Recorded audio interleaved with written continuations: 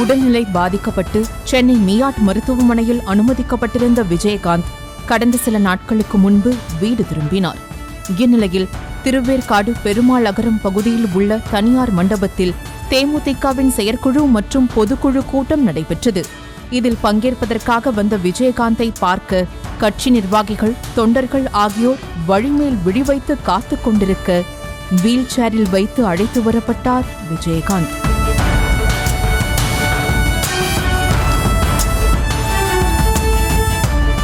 மருத்துவ சிகிச்சைக்கு பின் முதன் முறையாக வந்த விஜயகாந்தை பார்த்த மகளிர் அணியினரின் கண்களில் இருந்து உணர்ச்சி பெருக்கில் கண்ணீர் கொட்டியது. இதற்கு மத்தியில் கேப்டன் கேப்டன் என தொண்டர்கள் பலர் உற்சாக முழக்கமிட்டனர். இதேபோல் பெண்கள் சிலர் நடனமாடியும் தங்கள் மகிழ்ச்சியை வெளிப்படுத்தினர்.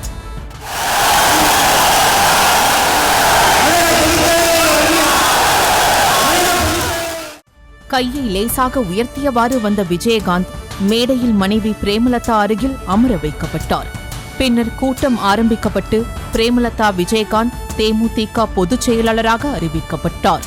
அப்போது பிரேமலதாவின் கைகளை பிடித்து விஜயகாந்த் சற்று உயர்த்தியும் தம்ஸ் அப் செய்தும் சந்தோஷத்தை வெளிப்படுத்திய விஜயகாந்தின் காலில் விழுந்து வணங்கினார் பிரேமலதா.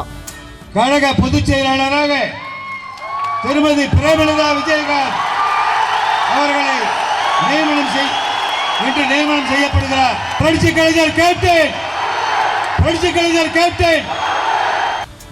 கலங்கிய கண்களுடன் கையெடுத்து கும்பிட்டபடி மைக்கருகே வந்த பிரேமலதா, கேப்டனை நான் கண் இமை போல பாதுகாத்து வருகிறேன்.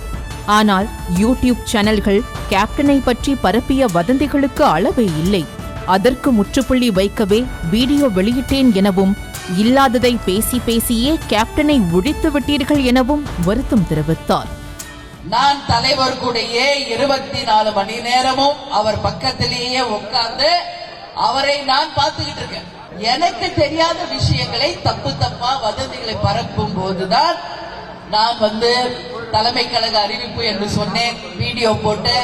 தேமுதிக பொதுச் செயலாளராக பதவியேற்றாலும் என்றைக்கும் நான் அண்ணிதான் என கூறிய பிரேமலதா, நம்ம கட்சிக்கு எதிரி வேற யாரும் இல்ல, நம்ம ஆளுங்களேதான் எனவும், முதுகுக்கு பின்னால் பேசாமல் முகத்திற்கு நேராக பேசுங்கள் எனவும் கூறினார். நம்ம கட்சிக்கு எதிரி யார் தெரியுமா? நம்ம ஆளுங்களேதான், வேற யாரும் இல்ல. என் முன்னாடி வாங்க, என் ஃபேஸ் டு ஃபேஸ் பேசுங்க. எதாங்க எனக்கு பின்னாடி தயவு செஞ்சு பேசாது. பொதுச் செயலாளர் பதவி மலர் கிரீடம் அல்ல, அது முள் கிரீடம்.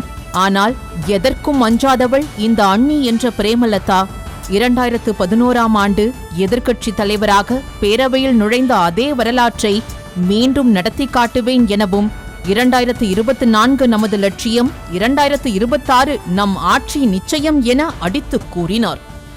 தலைவர் அவர்கள் நமக்கு கொடுத்த பணியை நிச்சயமாக நிறைவேற்றி வருகின்ற 2024 தேசிய முற்போக்கு திராவிட கழகத்தினுடைய லட்சியம் 2026 அது நிச்சயம் ஜெயிக்கும் என்பதை உங்க முன்னாடி நான் சொல்றேன். விரைவில் தலைமை கழக அலுவலகம் கட்ட உள்ளோம். வாஸ்து சரியில்லையாம் என கூறிய பிரேமலதா, கேப்டனின் மனைவி என்றாலே மகாராணிதான் என பெருமிதம் தெரிவித்தார். நீங்க மகாராணி மாதிரி வீட்டுல சொகுசா உட்கார்ந்திருக்கலாம். எதுக்கு இவ்வளோ பெரிய சுமையை உங்களுக்கு கொடுத்திருக்காரு கேப்டன்? மகாராணி தான் இல்ல சொல்ல. கேப்டன் மனைவினா நான் மகாராணி தான், யார் இல்ல சொல்ல முடியும். கேப்டனுக்காக எந்த உறுப்பு வேண்டும் என குவைத்திலிருந்து குரல் கொடுத்த நபர், கேப்டனை அப்பா அப்பா என அழைத்து உருக்கமாக பேசிய ஒரு பெண் ஆகியோர் தன்னை புரிந்து கொண்ட அளவு கூட தன் கூடையே பயணிக்கும் கழக நிர்வாகிகள் யாரும் புரிந்து கொள்ளவில்லை என்பது வலி கொடுக்கிறது என்று பேசி முடித்தார் பிரேமலதா. குவைத்திலிருந்து ஒரு சகோதரர் எந்த உறுப்பு வேணும்னாலும் எடுத்துக்கங்க, நான் கொடுக்க தயார் என்று சொன்னாரு.